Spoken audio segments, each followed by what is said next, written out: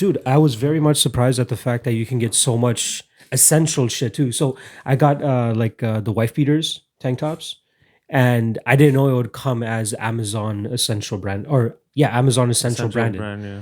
That's what Amazon Basics.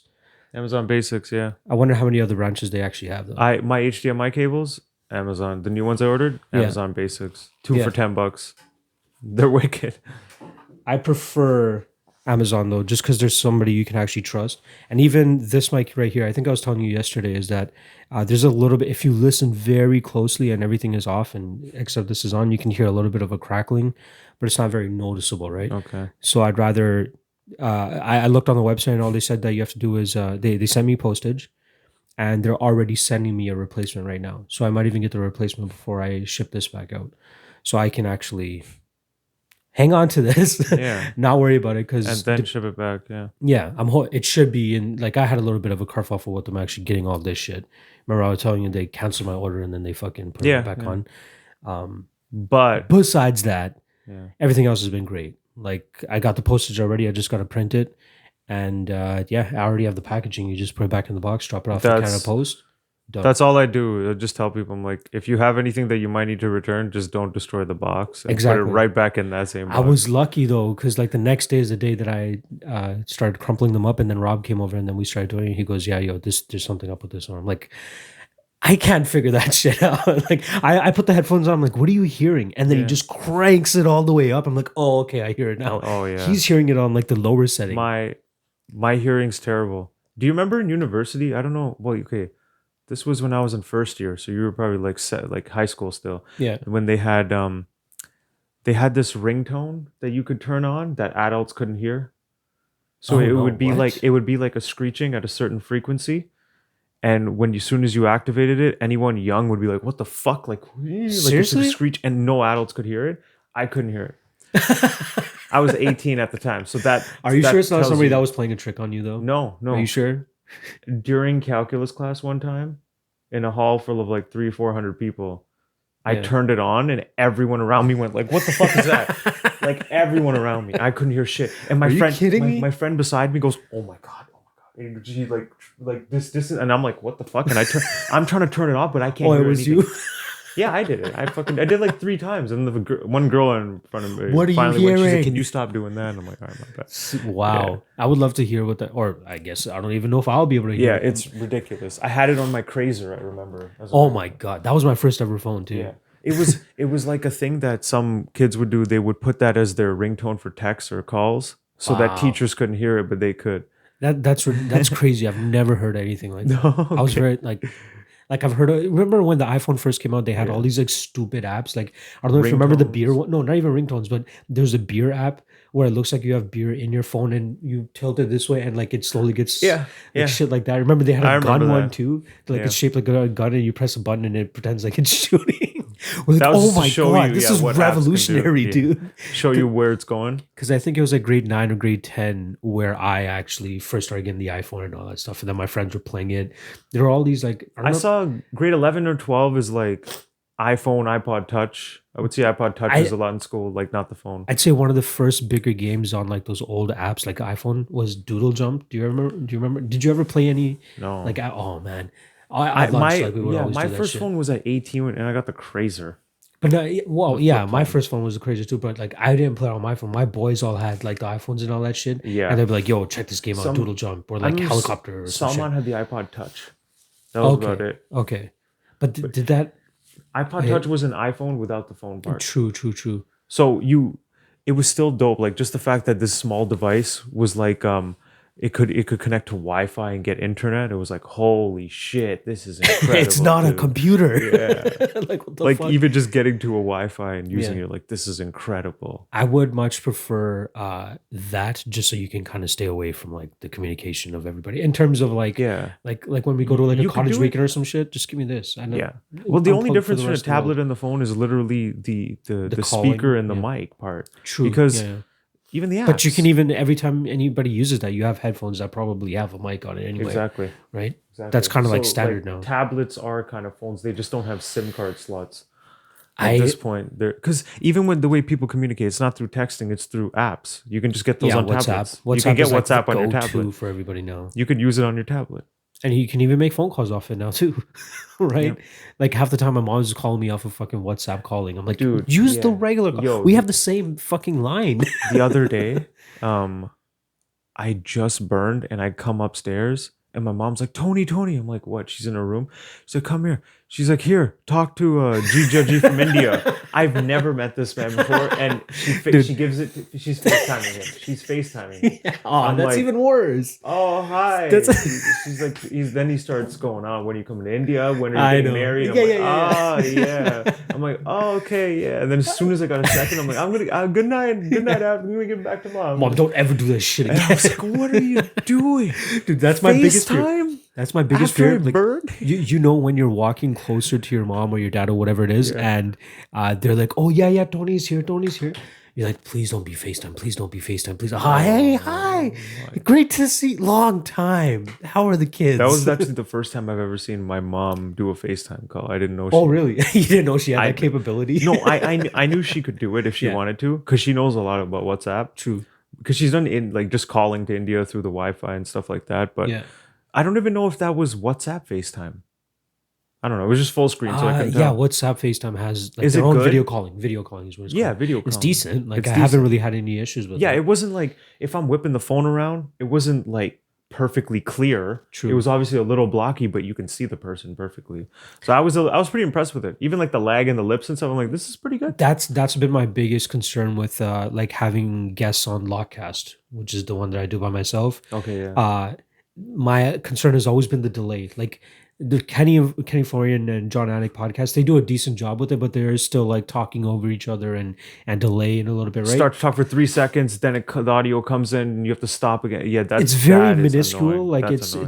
it's something minuscule, but like you really notice it when you listen to a Hawani show. If you listen to Ariel Hawani show, he has so many people with different types of connections, and some people's are worse than others. And like there's He's gotta much work more of a around it a lot. delay, and you know there's always that awkward pause of being like, okay, is he about to talk? Because I'm hearing his like feedback or some shit now, right? So that's kind of what's laid me off of it. So I only do it for pay-per-view events now. Like I'll call upon on some of my Twitter friends or something and be like, yo, you want to do the show today? Yeah. Pick one fight you want to talk about. We'll get 8 to 10 minutes out of that. And, you know, you can get your name out there a little bit more. There's a lot of people out there that are prominent in the Twitter MMA world, but they don't have an audio outlet or they don't have a video outlet of some sort. So they don't really put out content other than their tweets. So I'm like, yo, let me get you on. It's a different perspective on a fight too. That's sick, yeah. But so far so good in terms of no real like super awkward delays and like pauses in between people talking to each other. So That's I'm something you just have hoping- to work around.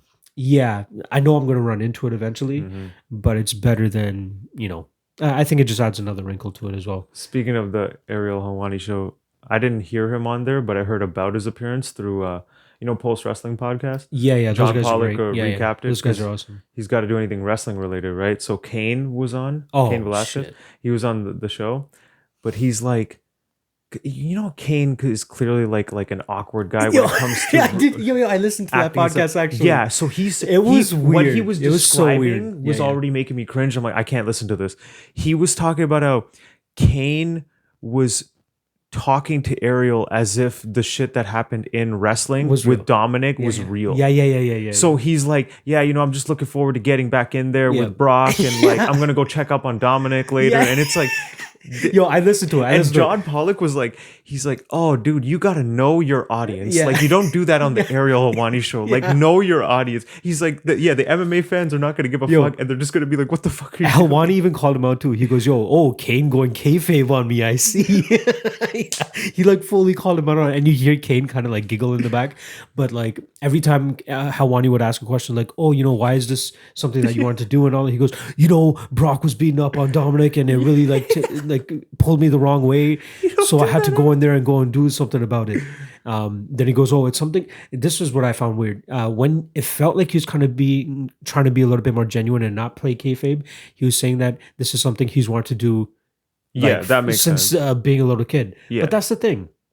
I don't think he was really into pro wrestling as much as like say before he met Daniel Cormier or something like that. No. It's hard for me to believe No, that. he was in the luchador stuff. He was always So a he big was actually watching lucha that. libre.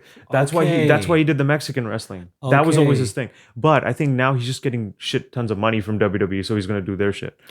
Do you know They if he don't want has? him doing the luchador stuff. Apparently, they want him to be like a heavyweight beast. He actually has a deal with AAA. Is that the league? He gets to wrestle one more time before One more he time with becomes them. exclusive. Uh, WWE must be throwing money at him though. He but was getting my offers from everybody. my question is, how often is he going to be on the show? Does he have the Uh, Brock Lesnar treatment, or does he have the? Probably he's probably going to be more Really? of a Brock Lesnar type treatment.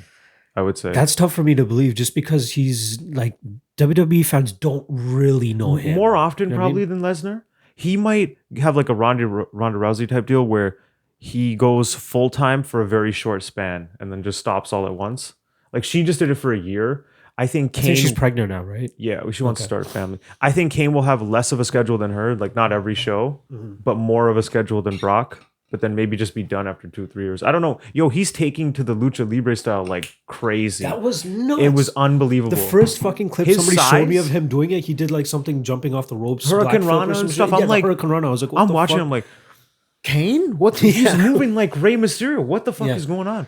So he should take to WWE style probably even better because like in WWE, the only altercation he had, he just did a double and Yeah, was yeah, throwing just ground and started- pound. I'm yeah. like, this is his world, dude. Yeah. They want him to be an ass kicker, not a high flyer. They need to put in the high fly because that's Yeah. what makes him such a fun No, wrestler but- to watch, in my opinion. No, but to make his like character like more of a badass, like the MMA Kane, so they don't want him doing flips and shit and being the high flyer. Yeah, they should. probably He won't do should too much have of that. like devastating moves, but then also should have pull the them high out flying randomly. shit. Yeah, yeah, he should pull them out randomly. yeah. Like, like- at least once a match. At like least once. he's dominating you, and then just to really throw it in your face, he does some Hurricane Rana, and you're like, "What is this guy?" And then he just kills you. Or The entire time I've been seeing all these like wrestling clips of him, I'm like, watch your knee. Watch your knee, please. Yo, even when he came out, Yeah. when He he had the came out brace. to alter, yeah, he had the brace on. Hawani asked him about that too. Just He like goes, Stone "Oh, it's Cold. the brace." Yeah, yeah. He goes, "I'm doing an ode to Stone Cold." With No, the he's like, brace if on. Stone Cold can do it, I can do it. Yeah, yeah, I don't think that's he's true. fully gotten it fixed. So Yeah. he's probably like, yo, I'll just hold it in place because his ACL is probably compromised, right? I'll just hold it in place and wrestle, and then maybe he's gonna get it. I don't fixed know if later. he said he's actually gonna have surgery on it or not. Probably but- not now because it'll take him out for too long. He's hot. He's got to make his money now. Yeah, that's so true. Right I now. think they're wrestling next week, right? Crown Jewel is next Halloween? Thursday. Yo, it's annoying, man. It's Thursday. Thursday. Why the fuck is Thursday it at like Thursday? 2 p.m. or something. It's Saudi time. It's a Yeah, Saudi but show. at least make it a weekend. Yeah, I know. No, normally they would do it on Fridays. I don't know. Maybe because of the Halloween thing. I don't know.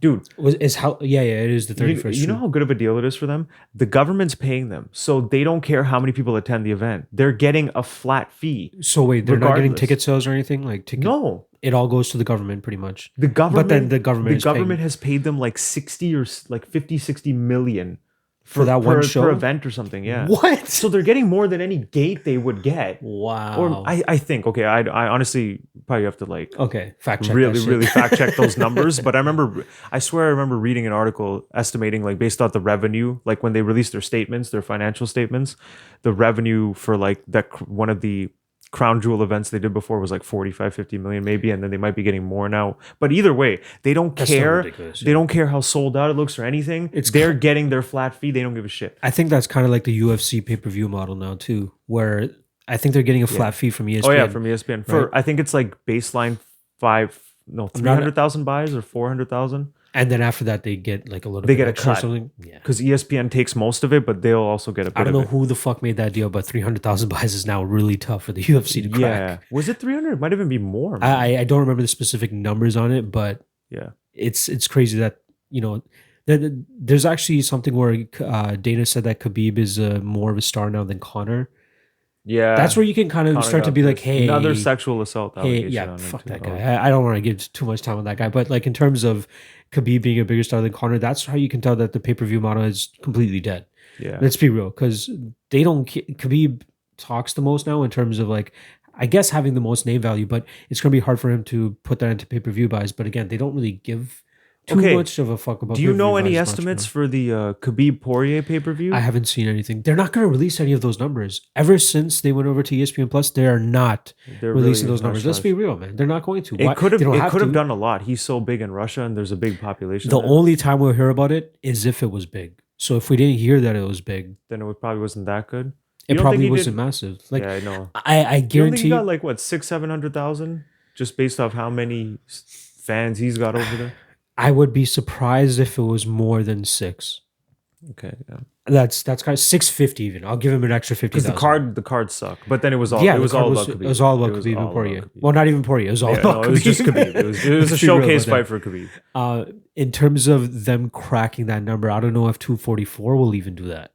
Because let's be real, Jorge Masvidal is only a star this I'm really year. curious. I'm He's really only a curious star to this see. year. Nate Diaz, he's obviously the A side in here in this equation, 100%. right? If it wasn't for Diaz, there's 100%. no way Masvidal is going to be in a pay-per-view MSG I headlining was talking to card. you. Remember yesterday? Yeah, How Masvidal was nobody nobody, even was talking about him journeyman. before March. Yeah, March, all of yeah. a sudden, just March, and then to what July. In those few months, boom, he's on top of the world. Because he was pretty much in limbo after he lost to Wonder Boy. But he was still ranked high. And I remember thinking, I'm like, yo, his ranking is so overinflated right now because He lost to Maya. He lost to Wonder he Boy. came down to welterweight and he who did he beat? He beat Ellenberger, which is like whatever. So he went up to Brian welterweight. Barberena is wrecking And then Jake he Ellenberger. knocked out Cowboy. And Yeah, Cowboy was doing pretty good at the time. true. He was coming So off the he took Brown his win. momentum. So he took his momentum, then proceeds to lose to Maya and Yeah. Wonder Boy and disappear for a year and a half. But he's still like in the rank 6 just because Was of he that si- one wow. Cowboy win. It was 6 or 7 or something. Then he came into the Till fight. Maybe And it was then- like 8 in the Till fight. And I then feel yeah, like it was. but because Till was ranked like 5, Yeah, true. deads him, jumped right back into top 5. Get Ben Deads Askren. Askren. Yeah. Boom. He's like Now 3. almost superstar. He's number 3 now. Yeah. You can see he's really running with it too, like being a little bit more flashy with like the Scarface thing that he did at the press conference. That's corny as It shit. was corny as fuck, but it got people talking. Like Scarface, right? bro. Come on, man. Like the whole Triple C thing as well. He's doing some stupid ass shit, but people are talking about him. They're talking about him more than they've ever talked about Demetrius, right? So, That's true. Speaking of which, does anybody know that he won a belt in ONE FC the other day? He beat, I think, I two think guys. everybody in was one- sleeping. Yeah. I'm being honest. I saw it. I saw some tweets about people saying like how heavy this belt was that they put on DJ, and I'm like, wait, what? What happened? DJ just fought? Oh, he's finally the champ there? Dude, it is funny because as soon as they put the belt on him, he like Yeah, crouches a I bit. saw the clip. He's like, oh my god. He's like, it's 22 pounds. It I'm like, looks bigger than him. yeah, 22 pounds is 1/5 of his weight. Usually the first thing when you see that a fighter has won a belt in another organization is somebody as big as Demetrius. The first thing you normally see is the clip of the finish or even a highlight of something that did not That's even how I say- watched First thing I one saw was him getting the belt. It was put on him. decision. That's why. But I still, saw the There's result. got to be some flashy-ish type of highlights. moment in that. Have you seen a second of that fight? No. Exactly. Me neither. I don't know how probably many ju- other people have He either. probably just like just outworked him like DJ does everybody and just didn't get the finish. But he still manages to show at least one thing flashy in the fight. One thing right? I found weird, it was a 3-round fight, but I guess because it was a tournament. But I would think like the final fight for a belt would be 5 rounds. But yeah, I just saw his last fight said 3 rounds, 5-minute decision. Apparently that was supposed to be the biggest ONE FC event because I think it was ONE FC 100 or something Yo, like that. how many?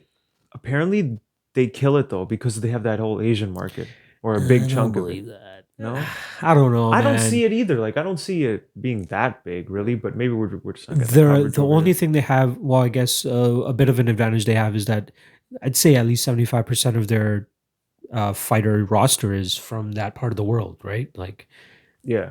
all of their fucking fighters. Like every time I see Eddie Alvarez, it's some guy from like Thailand or some shit, like a name that I can't don't even know pronounce, or these it's guys. named after a Yeah. Muay Thai gym or some shit. Did you know that though? Like Muay Thai fighters normally take the name of their gym as their last name.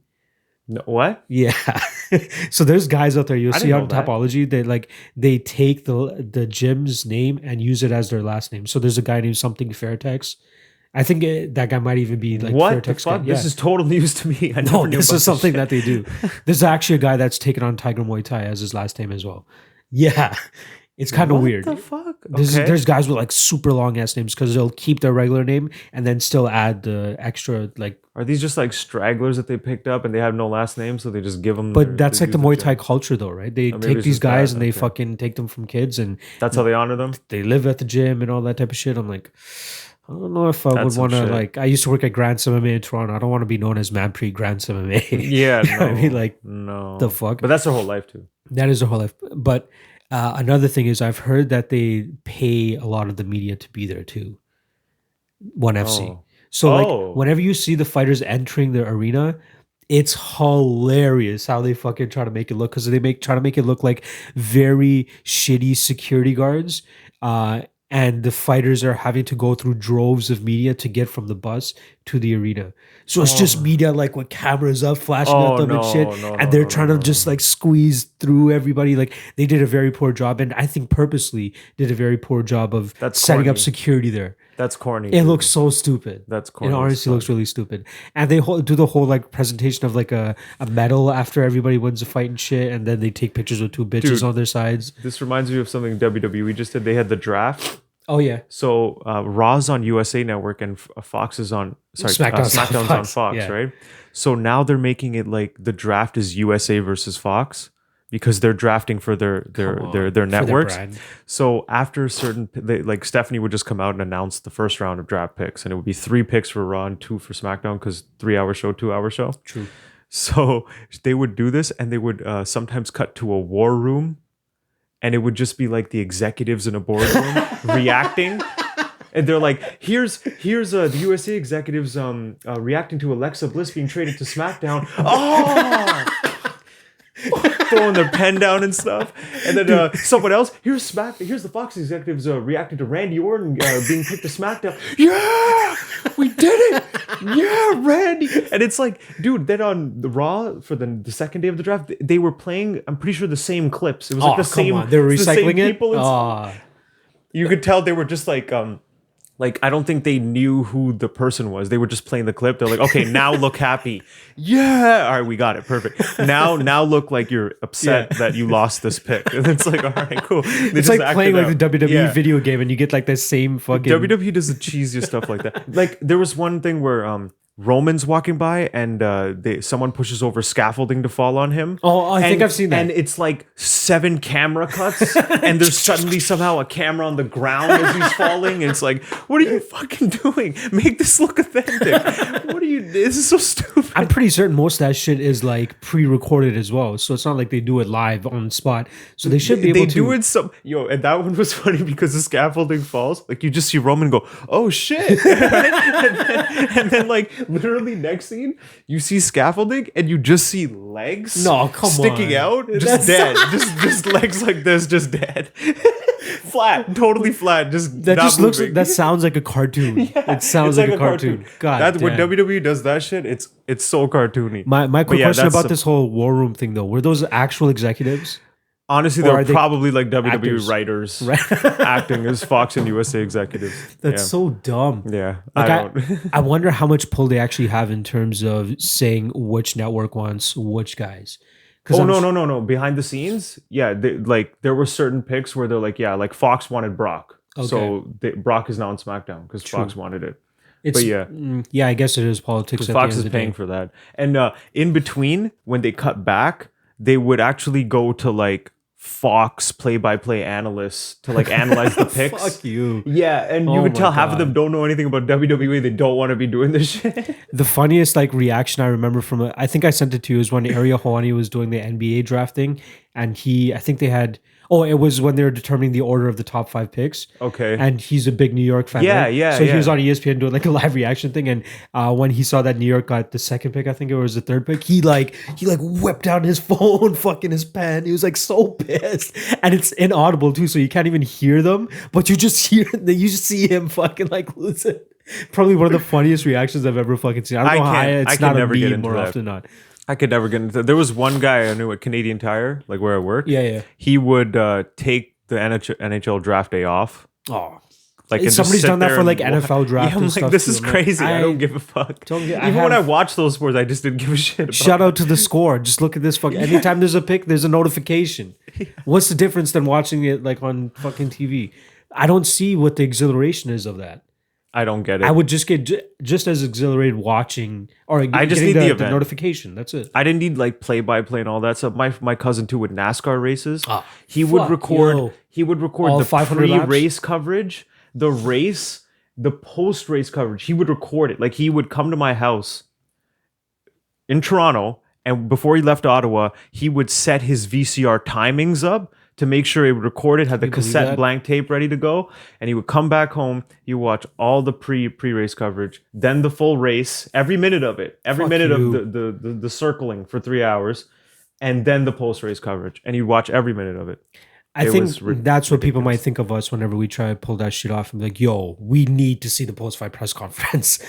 Yeah. Right? People might, like, if nobody knows how into UFC or MMA Yeah, that we I are, still remember that. Like after any pay-per-view, you're like, yo, Yo, post fight, yo, Dana you guys scrum, aren't Dana going over. scrum. Main event's over. It's not done yet. And then the Dana Yeah, scrum. Dana That scrum. was like the big thing. I You hate needed to that we hear don't get that as often. Yeah, though. you We don't get did the get it Dana for this scrum. last event, but like you don't get it as often. The one thing we would always wait for, the Ariel Helwani and Dana White like Yeah. post fight thing, right? Like you'd always That's why give it was him. so sad when they're falling out. I'm like, oh, we're not gonna get there. Like Ariel's good. It's too far gone. Yeah, no. I am surprised that ESPN actually brought him on. But he got brought on before the UFC deal was done with ESPN. But there must have been some rumblings even before. It's also weird to see like Chael covering UFC events sometimes that are on ESPN because Chael's on Bellator he's like too. Totally Bellator. He's on Bellator. He's on He's their a fighter for broadcast Bellator. too. He's their commentator too. But he's sometimes. an analyst like in between. I don't know what you call those guys. There's different booths. The Skybox booth where they just cut to that one for like a couple panel. minutes. I like to call it the panel. The panel. Okay, It could be cool. anywhere. It's just called the panel. That's it. Let's actually get to the fucking fights that happened on Friday as well too. Yeah. The first thing that comes to my mind, I'm like, yo, what's the most pertinent thing that I can think of Weidman. regarding this? Weidman. But there's one Weidman more thing. just- I don't know if this video is ever going to make it to Macy Barber, but look at me. Eyes up here, okay? Oh bitch? shit. You are probably one of the most talented girls at that division. You do not need a fight with Paige Van Zandt. Why the fuck are you calling out Paige Van Zandt on this stage that they're No. giving you? Fuck you. No. I Tony, like it. do not even defend. Fuck you. No, Fuck why you. not? Okay, Who is you more? say your point. Okay, I see she has a name value and all that type of stuff, but Exactly. rankings, I don't even give a fuck about rankings. I saw Tatiana Suarez actually say this on Twitter. She goes, "Oh, why is she calling out Paige Van Zandt? She's lower on the rankings than her." That's the only reasoning she gave. I'm like, you out of everybody should know that rankings don't fucking matter. Yeah. First and foremost. Second of all, she's on this huge. She's on a losing streak right now, if I'm not mistaken. She hasn't been around the game for however long. A win over her does nothing to prove that you deserve a title shot. Let's be Okay, honest. that's about that. fair enough, but that would get her name bigger just because it's Paige Van Zandt, and it's probably an easy win for her. So that's Who a else good is hanging call out, out? in my opinion. Who else is hanging up there? You got Joanna and Wiley are probably going to be fighting next, right? Is that the Yeah. division 115, 125? Macy Barber's so 115. young. She's No, in no she's rush actually at for- 125 now. What am I talking about? She's at 125 Yeah, because Paige went up as Paige well. is at flyweight. Yeah. Okay. So that's right. it would be Totally forgot. Valentina next. Ooh. Okay. She's This actually so- changes things a little bit for me. She's so young. Paige has got a name, probably an easy win for her at this point. Experienced. Yeah, why But the not, thing man? is, I the thought I gap like it. from Valentina and number 2 is like, who can you really fight? Well, that's why she should not fight. So you know what? Give her Jessica I. Don't try and move up the rankings too much. No. I is number 2. If she beats her, she's gonna be thrown into a Valentina fight. No. Fight down in the rankings. Fight Paige Van Zandt. That's Not good. Paige. I wish I had like the fighter list in front of me, but like in terms of who else she should fight, Paige I is not guess. getting paid. She might not even fight. Apparently, they're not even paying her what she makes off Instagram. So she's like, yeah, I'm not gonna get punched in the face for less than what I could. She doesn't want that smoke with fucking Macy Barber either. That girl's a motherfucker. That was okay. I will say, let's get into this. I will say that stoppage was early. I know. No. Okay, here's the thing.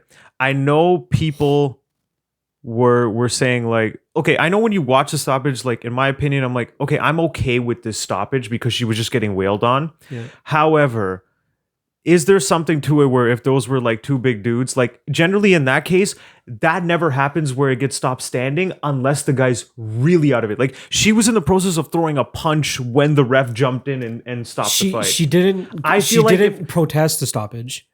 Yes, She didn't because protest she it. wasn't defending well. That's why I'm okay with the stoppage, right? Yeah. But I feel like anytime you Are see you, that, wait. Are you playing the Aspen Lad thing here? Oh, no. Is this discrimination? No. But remember how Shab kind of talks about it, where he sees like two smaller women fighting. He's like, ooh, like they're I almost get so they're almost so like ready to jump in, and they don't want to see them get hurt. Like there's this thing to it, Yeah. right? So I'm like, I was kind of watching it and thinking, I'm like, ooh, that might be the case here because if a fight is stopped with a guy standing, he's eating repeated Yeah. unanswered shots or he's like wobbly. She was still blocking and not doing anything and eating shots, and then was in the process of throwing a shot and clearly not even wobbled when it stopped. I guess- I was okay with it because you're not defending. Yeah. You got to do more than stand still and throw a little shot here And and there. all the shots that she was eating, her Yeah. head was kind of snapping back too. No, 100%. It's a good Right? stoppage. Yeah. But I don't know. Like, would you see that in another type of I scenario? think you have to kind of look at it It comparatively. would, I think it would be worse. Look at it comparatively in terms of the type of power that Macy Barber is able to generate compared to a guy like Francis Ngannou or whoever the fuck else we're talking about. Yeah, let's talk about somebody at 125, Demetrius Johnson or somebody. That's right? why they're going to go out quicker. Yeah, but They will okay. go- yeah. Let's say, for instance, RDA Eddie Alvarez. RDA was finished Yeah. standing, but he ate a lot of shots did. unanswered before the ref finally jumped in. I don't remember Okay, how long this situation Yeah. was lasting Okay, for. maybe you could say title fight, right? Then you look at Nate Diaz and Gray Maynard. Oh. Gray Maynard was all over. And yeah, even Nate the Diaz TJ isn't the Grant biggest fight, power puncher The TJ either. Grant fight, Yeah. even to a certain degree, Yeah. it's like, dude, finish standing, but he had to take a lot of punishment before someone stopped it while it's standing. Like it felt like it would take more. But I do like the stoppage. Like she was just getting beat on, dude. The funny thing is, I did see somebody else actually say that they thought it was stopped a little bit early, and instantly I was like, "No, what? Let's be real." My reaction instantly, I'm like, oh, that's a good stoppage. However, I did have that thought because right as the referee was jumping in was when she was throwing the she was punch, throwing and the then punch. as soon as the stop, she went fuck. So I'm like, okay, she's kind of still all there, Yeah. but repeated shots, not really defending, like standing still, not defending, and just covering up and eating Yeah. them. Her striking defense was horrible. Yeah, you got to stop it. Like I kind of agree. Jillian with that. Robinson is a really good grappler. Like she kind of Yeah. goes out on her shield or she gets the sub. Yeah, But she's her scrappy. striking is fucking horseshit. I feel bad for her. I cheer for the girl. She's a Canadian girl. I know she trains down in Florida, wherever the fuck she's at, but very fun and entertaining fighter. Even her last fight against Sarah Frota, I'm not sure. Yeah, Remember that one too? She subbed her, right? She actually TKO'd her. Okay. Yeah. That was, It was her on the first ever ground, TKO. though. Yeah, Yeah, I believe it was okay. on the ground. Okay. But yeah, Macy Barber, I completely forgot that she's at 125, and I completely forgot Yeah. there's literally nobody else at If 125. she fights like that against think that- Valentina, she's getting killed. The next big flyweight fight coming up is actually Caitlin Chukagian and Yeah, I Jennifer saw Maia. that. I believe that's on 244. And poor Chukagian, because if she wins that fight, she's already ranked number 1. If she wins that fight, title fight next, and it'll be the worst if she beats like Jennifer Maia by split decision, and then they book like her and Valentina. You're like, oh my god, this is. Could not you? gonna go well. do you let me just throw this out there. I know this is highly unlikely. Yeah. But do you remember a similar situation I can think of that turned out very surprising for us? Actually, was when they kind of forced the title shot on TJ Dillashaw against Henan Barral the first Yeah. time. Everybody's like, "No, why is TJ getting the shot?" Because he was Fuck coming this." off a loss to Asuncio, then a win over Easton. Yeah, and they're like, "There's nobody else for Barral to no one fight, else, yeah. right?" So you take TJ, and we're like, "No, that's." I think he's like a plus 400 underdog Yeah. or some shit. Comes out there and lights up Barral. Yeah. Probably one of the most masterful performances we'll ever see. But here's in the funny cage. part about that. He was coming off a loss to Asuncio, then a win over Easton. But his loss to Asuncio was a split that he should have won. Like if you watch that fight, you're like, oh, TJ won this fight. Yeah, So he should have been on like a 5 or 6 fight win streak and probably actually should have been the number 1 contender. But because that loss was there and it was only a 1 fight win streak, technically, everyone was it was like, just up in arms. yeah. But if you actually look at it, it's like, okay, he was actually probably should have been on like a 5 or 6 fight win streak. So not I terrible. get that, but I highly doubt we're going to see Caitlin Chugayan come out here and fucking looking like TJ Dillashaw. No. I mean- She just lost to Jessica Ai. Yeah, and I don't even know if she'll beat Jennifer Maia. Like she could absolutely outpoint Jennifer Maia, but Jennifer Maia is a pretty vicious striker. Did you see this? Zhang Weili said that she prefers to fight Rose or Shevchenko before Joanna.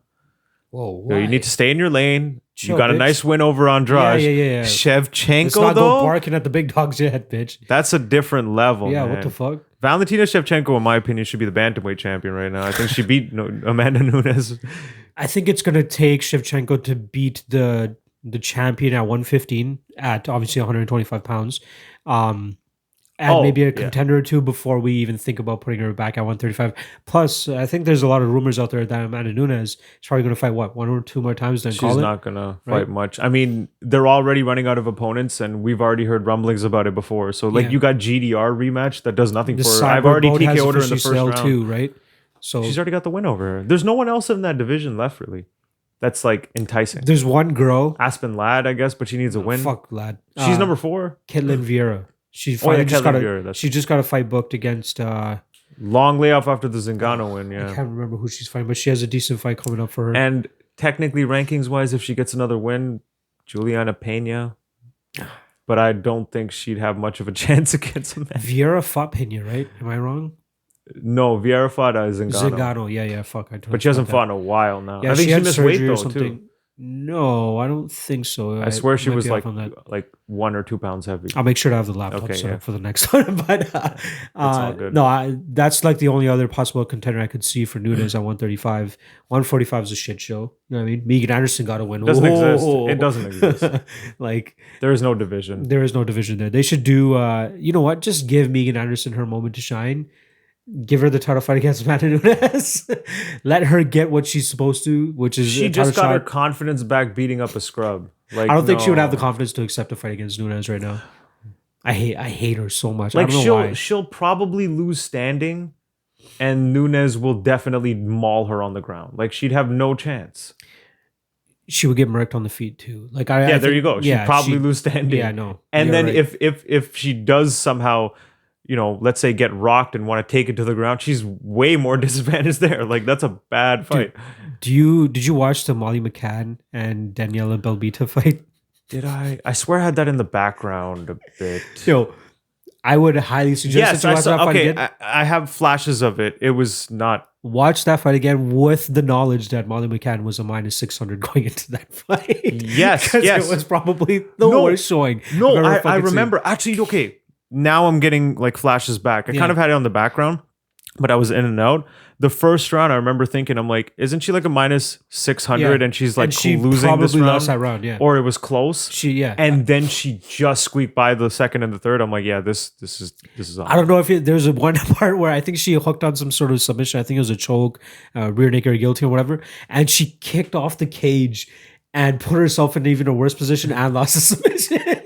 And then she aced some shots from Belbita after. I'm like, Oh, this is the that's- worst. I saw a couple of people out there parlaying her at minus 600 too. I'm like, minus 300. Okay, sure. Because Belbita is pretty bad. I watched some tape on Minus her. 600 means you Pretty better bad. win in the first round. Exactly. That's what you need a minus 600 to go out there and do. Or even like a Joanna. You know that she's going to just win 1 to 5. Yeah, just clean sweep. Beat You the know, shit out. we know that, but Molly McCann at minus. This is the first time you're ever going to see somebody at that skill level have that high of a fucking odd beside them, or like a minus number beside them. Fucking ridiculous. That's why I'll never take those bets. Yeah, no, you got to Even be like remember very, Arjun very. Buller versus that Marcin Rocek. No, Voracek? don't remind me of that one because I had Arjun there. Oh really? Okay. I remember thinking. Adam Wizardcheck. I remember thinking going into that fight, I'm like, okay, Arjun should probably win this, but he's so shit to have these types of odds that I don't know about this. I hit his opening line, which was like around like the minus 200ish range, but then he got up to like minus 400. Okay, yeah, that's what I saw. The Minus opening line 400 was for- much- So much when easier. I saw that, I'm like, I almost Yeah. feel like a bet at plus 300 I on this know. other dude would be worth it. And I never did it. And then I'm watching, I'm like, oh, that would have been a nice bet. That's for that fight. That was one of those fights where I was like, everything I've seen on tape doesn't show anything that Adam could win, because he was known as a submission guy, but like most of his submissions were pretty lazily Well, put what up, did- and even this one was lazily put up, and he still fucking got it. Yeah. The What did he hit him? omoplata. I Yeah, think the it was omoplata. omoplata. That's what I it like, was. what Yeah. the fuck? It's like, who gets caught with this? Yeah. That was horrible. I was felt pretty bad. the worst after that. It was hard for me to trust Arjun after that. He just won at one FC as well this past weekend. Yeah. I don't care. He's Yo. so bad. He's never going to be like. One fight I wish I had fucking odds on that we could have bet on was that Ong Lung Sung guy beat Brandon Vera. Yeah. So I was think- he an underdog? Yeah, he was a dog in there. He was like plus 195, plus 200. I was like, yo, this guy's a murderer at fucking light heavyweight. I saw his record after, and I'm like, yo, he was on a good streak. And Brandon Vera's like 42, and kind of you know what you Might get. be with on him. that TRT, but we saw what TRT does And he's for even 42. people like Bigfoot He's Silva fought last once night. a year for the last like Yeah. 5 years or something. Brandon Yeah, Vera. but He like just that's fights like once every December. you've seen him though, right? He's just He's fucking thick. He's thick as like shit. shredded now. Thick as fuck. What was I just saying? Oh, the bare knuckle fights last night. I fucking sent Tony the link for the bare knuckle fight. I'm like, you want to click it. He goes, nah, man. And then like right before the fight's about to start, he goes, I'm watching. Yeah. I'm like, of I course you're put it gonna on my watch this shit. computer. I Damn saw right. like crackhead stream. I'm like, all right, let me Google this. I pulled it don't, up. It was like the perfect stream. Yeah, I'm like, all yo, right. don't Brendan Schaub these sites, man. Oh yeah, whatever the fuck it was. Edit Mouth that. shut. Edit that. Yeah, that was kind of a sad ending for Bigfoot's over there, but That kind of expected. 'Cause, that was you know, brutal. last time he got popped for TRT, he found more content. We saw what fucking happened there. That was one of the craziest fights of all time. It was bad that they like gave him the count and let him stand up after the first dropping. It Like, should have been stopped after that first one, but it's not MMA, right? It's boxing at the end. and it of was the such day. a short right, like barely. And even when the referee was like, "Yo, put your hands up," his hand was still trembling. Like he wasn't putting his hands up properly. So I was kind of surprised that they still let it go on. Nasty. I don't know why they keep letting this guy fight. It's already too late at this point. I mean, how can you? How much lower than bare knuckle boxing can you actually get? Right? Like I Maybe hate to shit on the Gonzaga guys. was like, "Yo, this is an easy payday. Yeah. I'll put Bigfoot out." Oh, he's on TRT. Well, guess what? I don't think I'm probably on TRT too. I swear, I don't think Bigfoot landed more than like 2 or 3 clean shots. Yeah, I don't remember any There point wasn't where much Gonzaga was happening, even yeah. rocked. I think it finished in the second round, right? Or was Second. it the second round? Second Yeah. round. And they're 3-minute rounds. 2-minute rounds. 2-minute round. They were 2-minute rounds. That's what tripped me out when I was watching. I'm like, these are 2-minute rounds. They have to fight 10 minutes Yeah. in 5 rounds. Like, Yeah. what the If fuck? I had known that going in, then maybe you bet on Gonzaga because Gonzaga's only issue is cardio. He was just the can't underdog last going more into than that like fight. 4 minutes, 5 Yeah. minutes. Yeah.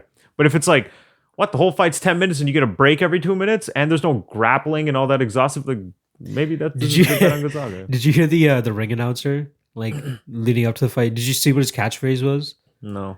You didn't want? Did you hear it at all or anything? Because he goes, I kind of started paying attention when the fight started. the announcer's like when Bruce Buffer, you know he's going, it's time, Yeah. right? So this guy's going. The first 2 things he says, he goes, I forgot the town that they're in. He goes, "What time is it?" And then it's just silence. I said Kansas City or wherever the fuck they're from. What time is it? Silence. Nobody knows it. Atlanta City, it's time to knuckle up. I'm like, who's supposed to know to say that?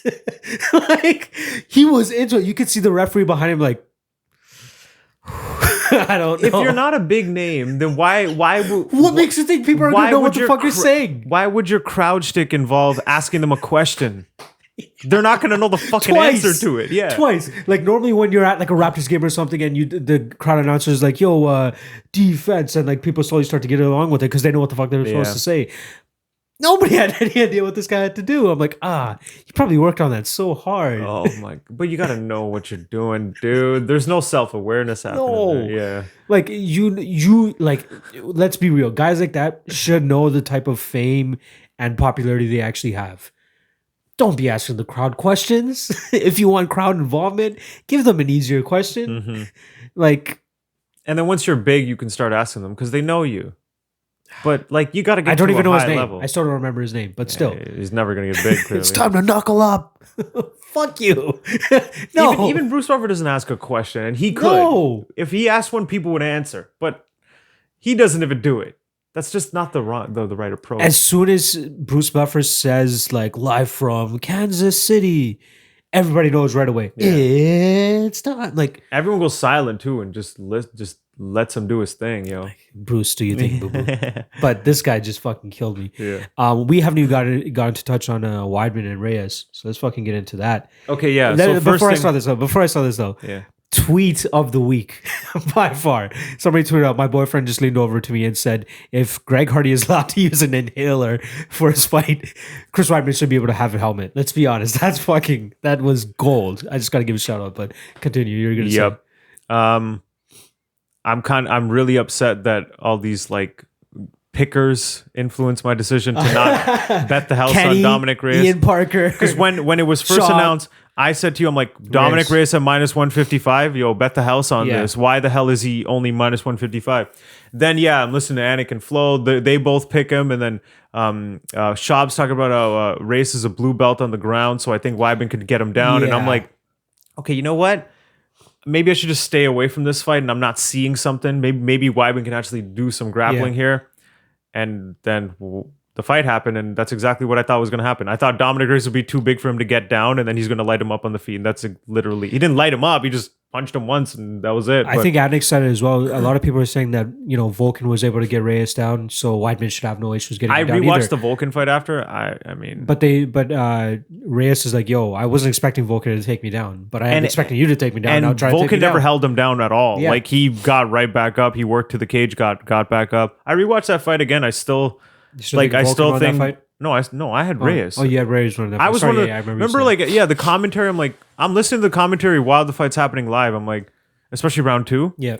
What the fuck is going on? Like I keep seeing Reyes landing, and then they just keep talking about Vulcan's pressure and Forward movement, and I'm like, movement, he's barely throwing anything. He's not doing Yeah. anything. What are you guys seeing, right? So it was a lackluster fight, but I still thought Reyes won But that. But I think Reyes is also one of those guys that, even though he's a blue belt, I think he's one of those types of guys that doesn't really seek to upgrade his belts because he still might be He really gets good back on the up ground, easy- right? good. Well, that too, but also his jiu-jitsu. He has a couple of submission wins on his record too, right? I It's know a serviceable. lot of guys, like even on the local scene, like they might be blue belts in like their gi jiu-jitsu, but they're fucking killers. And they Yeah, can yeah, push you up there for exactly. subs, so you but gotta just take it compared with to a little bit. Weidman though, because Weidman still has MMA grappling, and you know his MMA agree. grappling is way better than Dominic Reyes. I could agree with I that, just but I thought, don't think yeah, he would he have been a could- fish out of water. But again, I can say that after the fight. Like, Yeah. I didn't bet on That's the fight. why so initially I was like, okay, I think he's going to be too big for him to get him down. it was a little scary. If he did get in on him, like he got deep on him on a couple of these takedowns. And That was crazy. Yeah, the takedown defense, where his know- whole upper body was like back here, and he still stayed doing the standing. limbo, I think you were calling it. Yeah, right? I was like, what the it was hell? insane. Just because his length obviously plays in part with it because it's so hard to get his legs off the ground. But one thing that a lot of people were like looking at was the fact that Weidman only had like 6 pounds to cut going into this fight week. Like He what? Sorry? he only had 6 pounds to cut going into fight week. Oh yeah. 211. So he didn't really increase his size. I don't think that had much of See? a factor. I mean, even the way he got clipped, it had nothing to do with size. He just charged in with his chin up True, to but shoot in, and would the just got size popped. or extra strength have helped him finish those takedowns? Right? Oh, to finish the. It was just good technique too, man. Dominic Reyes had good technique. Yeah, I don't the- know if the size played too much of a I difference. feel like it did. I truly feel like it did because Weidman's never been known to be like the biggest middleweight ever. But either, Weidman right? Like, also doesn't have against the top guys like amazing takedowns.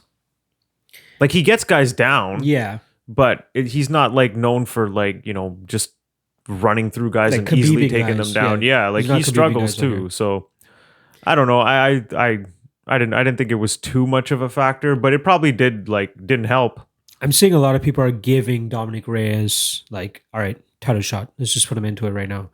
I could see that. I understand Rankings that. wise, you kind of have to though. He's But on such a streak. He's number There's 4. nobody else for him to fight, or John Jones. I'm talking about. There's nobody else for John Jones to that's what fight. I mean, yeah, there's. And He's then literally the next guy ranked after Cormier, Smith, and Santos, who Jones already Yeah. beat. Like, there's nobody else. I believe there's a little bit of a light heavyweight tournament going on too, though, with him who just won. Obviously, If Johnny so he Walker advances. wins impressively, they might Johnny fast track Walker him. and Alexander Rakic, who I believe is probably not up there for name value. He has been wrecking dudes, but another thing he could also do is whoever you award the title shot to, just get the other two guys to face off. Yeah. But somebody else brought up a point. You're kind of shooting off one of the contenders right there. So why not have those two guys go fight Santos and fucking Santos is obviously injured, but even Smith as well. Like get those think- two guys in there again. I think they'll probably just give it to Reyes because not only is he number 4 and the next guy in line, he's also calling for it. His So- call out was so soft. I don't know about you, but I thought that was a Yeah, very I know. soft. But he is call-out. calling for it. He's asking He's calling for it. for it. I get He's not it. like, oh, I'll take whoever I get. He's actually asking for it, and he's the next guy in line. So I feel like they'll probably do it. I don't think he has much of a chance. Let's be real. I don't know what it is about Dominic Reyes, but he reminds me of that guy that was like, he is not cool enough to be in the spot that he is at. Like he's just that awkward guy in the corner, fucking banging away. But now he just got like the hot chick, and now everybody's kind of looking at him, and he's Yeah, kind of trying to like I kinda fit get- in all I that kinda shit. get what you're like he saying. came out to "This Is How We Do It" as He's his a walkout little song. awkward, yeah. He like he used to be like a tech guy, an IT tech guy before that, but he's just massive and can knock motherfuckers out, right? But he just looks like that guy. He just showed up to the party with the hot bitch, and now everybody's kind of giving him attention. I don't know what it is. He's a great fighter. Don't get me wrong. Yeah, but he's. it's I get what you're saying. I even can see coming out that. to "This Is," I would never come out to "This Is How We Do It." Like somebody brought up it was Friday night, and Friday night's part of the song. I'm like, I don't give a fuck. Like you're coming out there for war to fight some guy, right? I probably This wouldn't is either. how Yeah. we shut the fuck up, dude. With him being so lanky and shit too, it just looks so awkward. I didn't mind that part too much, Nah, but no, no. I didn't You're like long it. and lanky too, so I maybe you didn't just like feel it. for the dude. I didn't like it, but I was like, all right, whatever. Yeah. Get in your zone. Okay, so we'll give Dominic Reyes John Jones next. I don't mind that at all. Jeremy Stevens and Yair Rodriguez, performance of the night, easily Kevin McDonald, right? Like to let that fight continue after how hurt Jeremy Stevens looked. But to Jeremy Stevens' credit, he was going for single legs and trying to make it look I like he was rocking. worried. I remember watching as it's happening. I'm like, I feel like the ref's about to jump in, but he shouldn't. Yes. Because he was eating a lot of punch, but there were rabbit punches, Yeah. and he kept would moving. eat like 5 or 6 and then move a bit and move. And I was just worried in those little delays where he was just eating them. I'm like, please don't jump in. Please don't jump in. He's okay. He's okay. He's not that hurt. He's just eating rabbit punches, and ref did an amazing job. Did not stop it. I think every other Right ref call. probably would have faltered to the pressure and be like, okay, I gotta stop this now. Yeah. But that ref was on it. Like It was the right call. Like Yair was making it look worse because of how many times he was just I hitting him. wouldn't have necessarily been super mad if they did stop it. Like if another ref actually, like I had the exact same feeling as you. Was like, he's still in it. He's still in it. They but shouldn't stop this, but it feels like it's about to happen. It's about to happen. Yeah. But he fucking pulls through and he comes back in that third round and has a massive third round as well. I thought it was perfect. Like if you're not going to give Yair a 10-8 for that second round, you can't give Jeremy Stevens a 10-8 for that third round. So 29-28 sounds about right. The right scoring should probably be 28-27. Like it should be 10-9, 10-8, 10-8. Yeah. I like agree. it probably should be So that way. Yair still would have won. Yeah, regardless. either way though, Yair definitely won that fight, like 100%. Makes you wonder what a 5-round fight would have looked like. Exactly. Though that was Right? my worry, remember? Right. Like initially, I put know. all the money on Stevens I when it's know. 5 rounds in Mexico City because Yeah. Yair can gas and Stevens I think will come on strong at the end. This fight's like, ooh, now they're 3 rounds in Boston. I still thought he would have. My biggest thing, and you weren't as surprised about this, is the output that Yair had in that first round. Yeah. That was a little bit surprising to me. I wasn't expecting him to be that because I thought in those lulls is where Jeremy Stevens was going to start to march him down and land those shots. But he had none of those opportunities. I remember being blown away by his cardio and output in the Caceres fight. Yeah. Because he was just throwing all these kicks and stuff, and I'm waiting for him to gas, but he's not. And I'm like, okay. So I kind of had a feeling he would just throw a lot in the first 2 rounds, and Stevens would have a hard time getting through it. Yeah. And then start to slow down, and then once that happens, Stevens could put it on, but it would be too late. Perfect example was the Zabit fight as well. He got outpointed. That's so Stevens loses. Charles Oliveira controlled him for Last 2 round. rounds, and then boom, just Stevens beats the shit out of him in the third. Feels like all these fights, he loses the first 2, wins the third, and if it was 5 rounds, he probably could have won the fight. Did you see what his UFC record is now? Jeremy Stevens? It's not that great, but he's so much better than his record says. He's below 500 now. Oh wow. He's 15-16. Damn. I think he has the most losses in UFC history. That's one of the records that he holds. That's Like interesting. most UFC losses in the UFC. He went history. beast mode though when he dropped to featherweight. When he was a lightweight, yeah. he was Oh yeah. he wasn't like as refined Yeah. and technical. He was just a bomb thrower and just like a crazy man.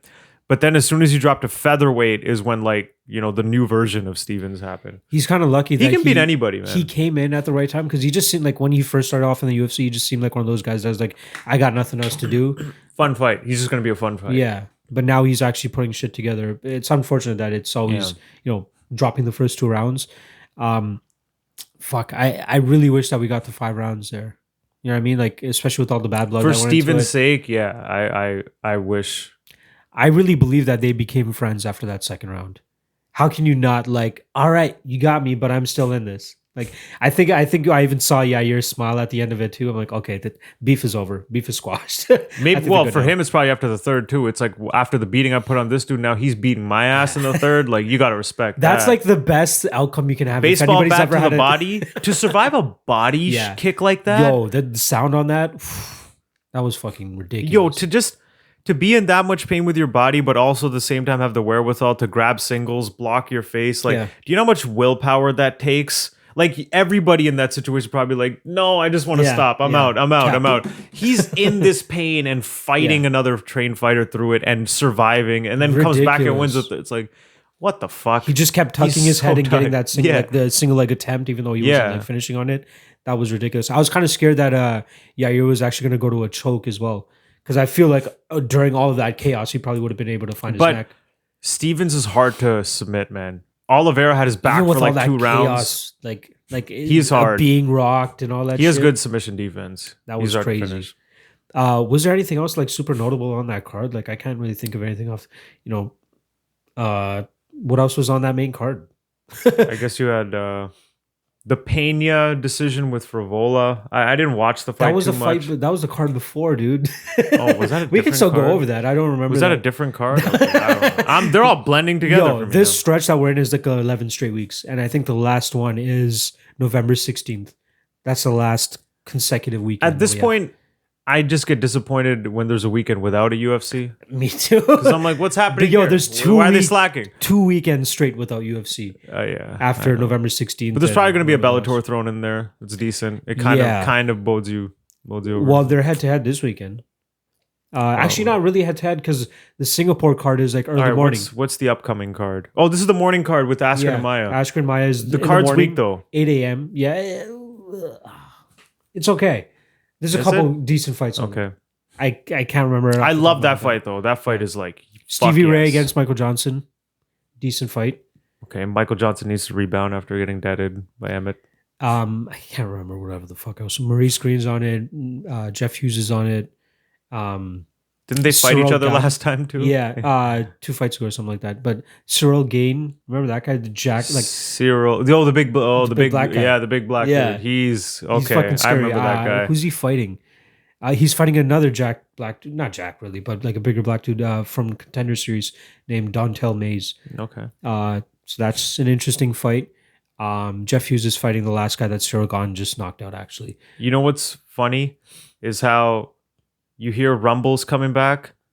Everyone wants the Ngannou fight, and now you're hearing Ngannou going like, "I'm frustrated with the UFC. I there's need to nobody trying fight. Yeah, There's nobody to fight." You're like, just line it up. "Oh my god, Line it can up. this?" Like, I don't like it for Rumble's first fight, and I feel like he should get a bit of a course. gimme Yeah. to come into the Just get vision, back then into get an Ngannou fight. But it's like, what are we doing here, man? Like, it's ready to go. You're giving me 2 molds, and these guys fit it perfectly. Like, how is Ngannou going to come out and say? Timing wise, it kind of works out too. How is April-ish. Ngannou going to come out and say like, "Oh, there's no one to fight, and I need to fight"? It's like, oh my god, You got there's Rumble, dude. totally You got- someone to fight. Let me tell you. Let me tell you. I got this guy over here. Rumble, Jesus.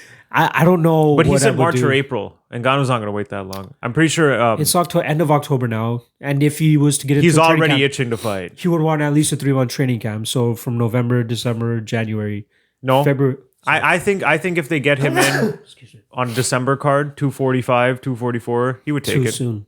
I think it's too soon in terms of nobody's going to take a fight that quickly against. That's Francis true. Ngannou. He You would kidding me? take it, but there's no one in the division really.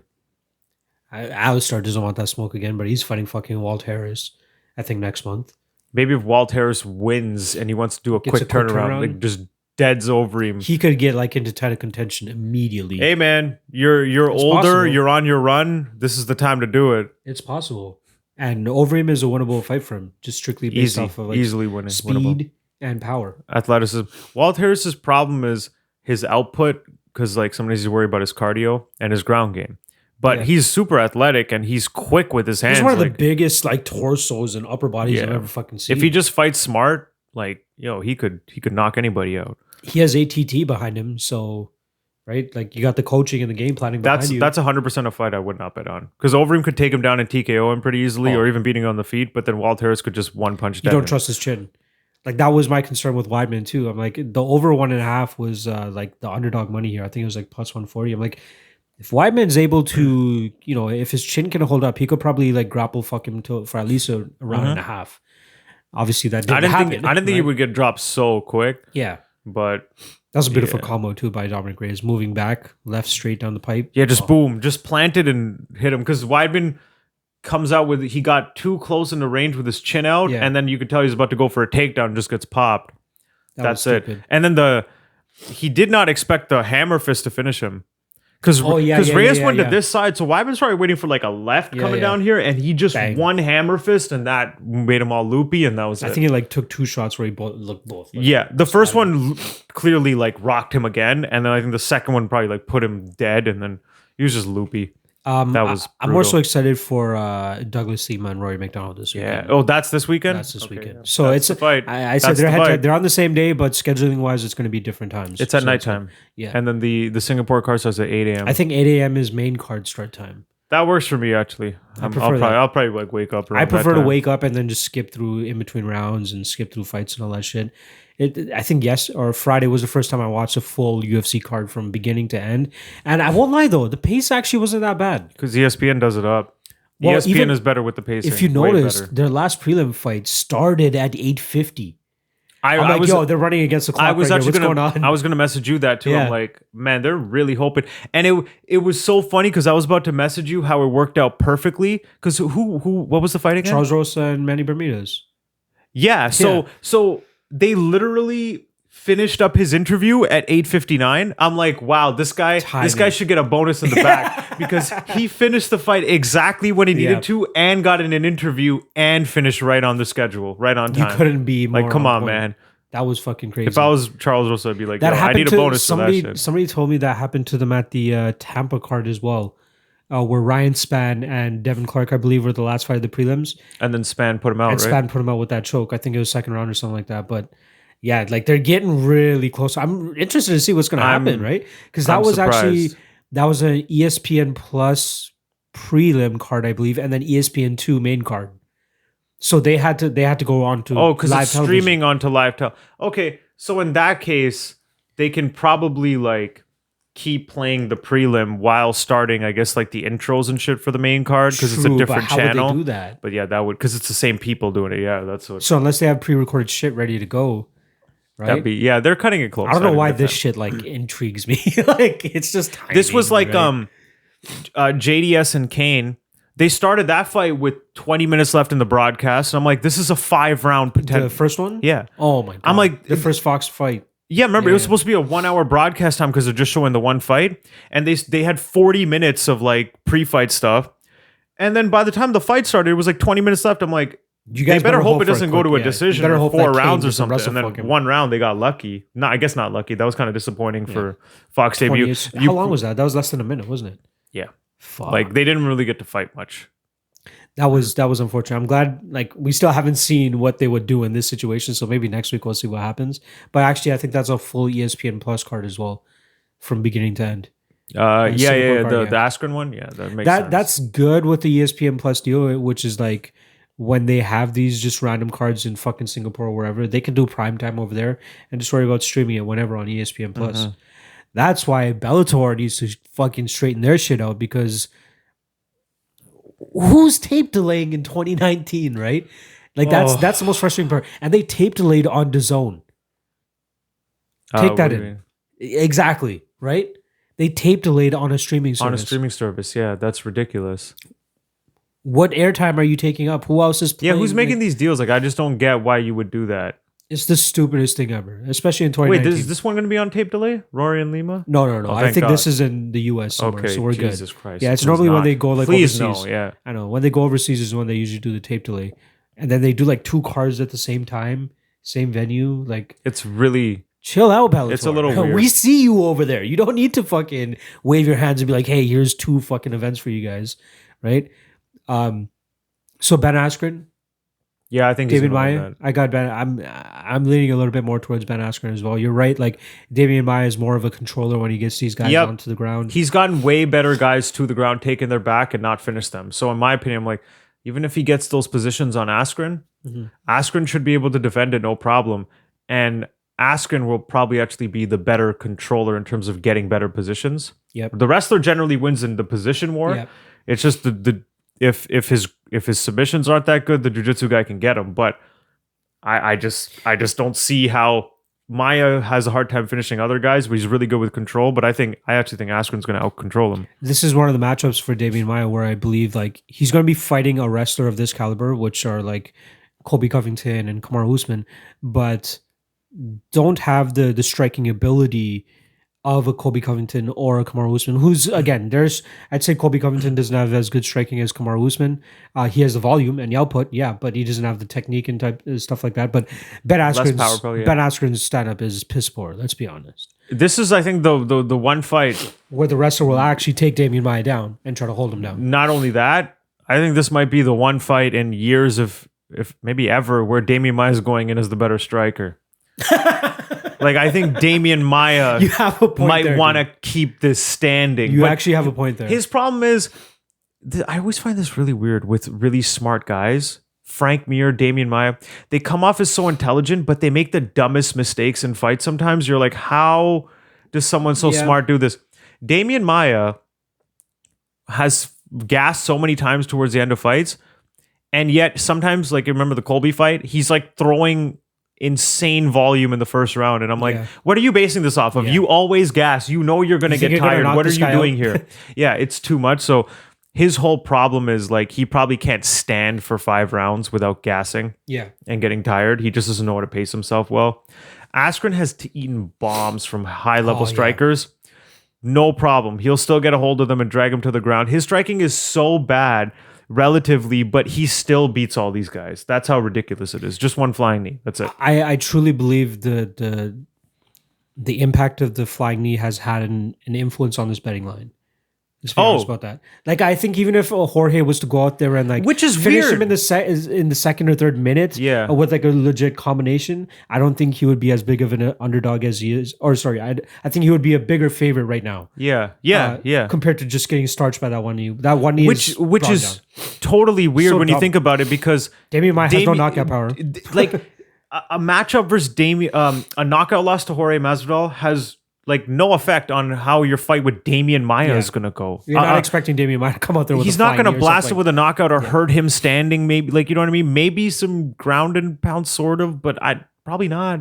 So I don't understand why the odds are this close. Like, minus 140 for Ben Askren, plus 110. I think they've gone up to like minus 170. That's crazy to me. So. It's probably going to be similar to the Jake Shields fight, but now Maya's older and probably regressed a bit. So I think it's going to be probably like an easy, like a 4-1 decision for Ben Askren. Like, I can see Maya getting around in, maybe Ben losing a position, getting his back taken and controlled for a round, something like that. I could easily see that happening. But I think overall he's gonna handle him. Yeah, I think Ben Askren's actually gonna be my lock of the night play for that night. Like, now that I'm thinking about it at those odds, it's like, what can Maya do to beat Ben Askren? You're like, oh, he can sub him. Maya doesn't sub most people. It's more about control. And who's probably the best MMA grappler controller is probably Ben Askren. And he's younger. He's a younger version of him too. Maya's old. Maya's 42. People forget that, man.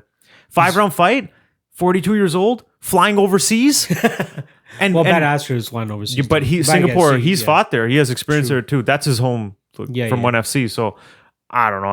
I think everything's in Ben Askren's favor. I'm interested to see if Ben actually, because there's a Evolve fight team over there. I believe that's one they used to train with when he was fighting at 1FC, and obviously with Duke Rufus too. But I'm interested to see if he's actually gone out there to train to kind of acclimate to that time zone and all that shit. Oh yeah, that would be interesting. Good fight, like, it's kind of the fight that you want Ben Askren to have after such a devastating loss. You know what's crazy too? I believe Maya is ranked above Askren right now. If I'm not mistaken, Askren's like... What is Maya has the win over Anthony Martin last? Yeah, I think Maya's like 10 or 9, and Askren's like 11 or 12. That's weird. Because he was like number 4 or something. He was like 6 until Masvidal knocked him out. And he dropped that far. That's what's always weird to me. If Jorge Masvidal had defended takedowns and then pieced him up and TKO'd him, that would have been way more... like, technically speaking, that would be a way more impressive win. I agree. But I do prefer Ben Askren to be fighting a guy like Damian Maya. Let's be honest. Oh yeah, 100%. Especially after if you're coming off a devastating knockout and you want a quick turnaround, there's no better guy to fight than Damian Maya.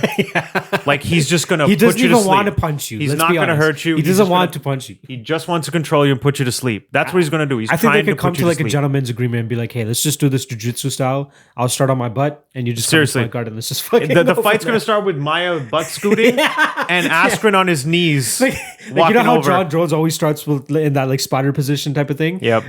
Damian's gonna start off like that, and then Askren's gonna come on his knees, and they're just gonna engage right into a guard position because they know it's gonna get there anyway. Why play this game? That'll be fucking hilarious. That's probably what's gonna happen. God damn. But yeah, this is a good fight for Askren. He gets one good win here, maybe, and then he would be like 10-ish. one good win, and he's like right back in there. Title So shot. you could see like if he gets like another 2-3 wins, he could get a title fight. His long wished and anticipated possible fight with George St. Pierre is out of the question now, though. 100%. I don't think we're ever going to get that. I think there was a chance of it if he continued his like we're getting undefeated a chance of Khabib and GSP I would the way prefer it's that looking. anyway. The way GSP looks, how small he looks. Everybody's like shitting on that fight. I would be very excited for it because I think GSP still has enough to offer that he will still be competitive. And then Khabib's wrestling and stuff. I'm not that interested because of GSP's age, first time to lightweight, all that stuff. But I would definitely. But I'm not like hating on it. I'm not like, oh, I don't want to see that. I'm not too excited. But hey, yeah, I'll watch that. You got to do Ferguson, Khabib, and then if he's able to get past that, then give me. Why is that fight not announced yet? I know. Actually, Ali was talking about it with I forgot who it was. Or even Dana was talking about it with somebody. It should be soon. Potentially March. Apparently, Tony wanted to fight February, March, and Khabib saying March, April. So March seems to be like the perfect time to just get this fight in. I feel like they were scheduled for a March fight before, but actually, honestly, when I think about they've been scheduled like 4 times before, so I get it. That's 5 months out. It's probably too early to announce. If he's able to get past Ferguson, I don't know who else is really standing out. Put them in bubbles, bro. Bubble wrap them, tape them up, and shit. Ferguson can do all his crazy ass training in a bubble, bro. That's it.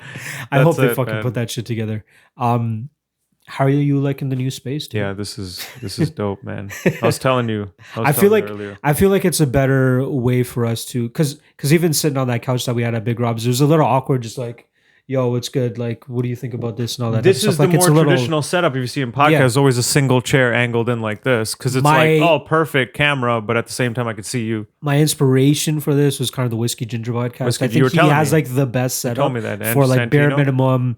But all of them are like this. Fighter and the Kid, if you look at it, just a camera facing. And they have a lot more decorations and stuff too. Theirs is more zoomed out, yeah. Whereas the Whiskey Ginger looks just like this, kind of. I think they even show their feet a little bit more too. It's a little bit more. We don't have as much room to work with, and I'm very curious to see how much room Santino has to work with as well. Because if you really look at it, it doesn't seem like the biggest space either. No, right? Because like both chairs are like almost at the walls, and they have the little table. I was going to get a smaller table than this, but I'm like, eventually we can like put our laptops and shit on here. We can have our tablets just for like reference and stuff. Start to fact check each other. Yeah, right. Yeah, that's the main thing. The only difference, different ones I saw were like Delia and Theo, but that's mostly because I think they're alone. Camera. They're alone and they're like more zoomed in. I have to figure out a single camera setup for myself too when I start doing my own other content and stuff too.